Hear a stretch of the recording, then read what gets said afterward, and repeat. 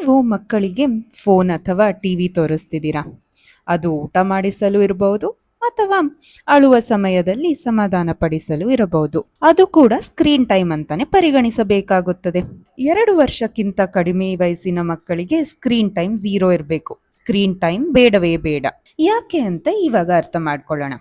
ಇಂದಿನ fast paced colourful cartoons ಮಗುವಿನ brain ಅಲ್ಲಿ ಇನ್ಸ್ಟೆಂಟ್ ಡೋಪಮಿನ್ ರಶ್ ಕೊಡುತ್ತದೆ. ಅಂದರೆ ಹ್ಯಾಪಿ ಹಾರ್ಮೋನ್ ಹೆಚ್ಚಾಗುತ್ತದೆ. ಇದು ಒಂದು unnatural hyper active state create ಮಾಡುತ್ತೆ. ಸ್ಕ್ರೀನ್ ಆಫ್ ಆದ ಕೂಡಲೇ ಡೋಪಮಿನ್ ಕಡಿಮೆ ಆಗುತ್ತೆ. ಇದರಿಂದ ಇರಿಟಬಿಲಿಟಿ, ರೆಸ್ಟ್ಲೆಸ್ನೆಸ್, ಟೆಂಪರ್ ಟ್ಯಾಂಟ್ರಮ್ಸ್ ಹೆಚ್ಚಾಗುತ್ತೆ. ಮತ್ತೆ ನಾವು ಡೈಲಿ ಮಾಡುವ ಕೆಲಸ ಇಷ್ಟು ಡೋಪಮಿನ್ ಹೆಚ್ಚು ಮಾಡೋದಿಲ್ಲ. So real life activities boring ಆಗಿ ಕಾಣಬಹುದು.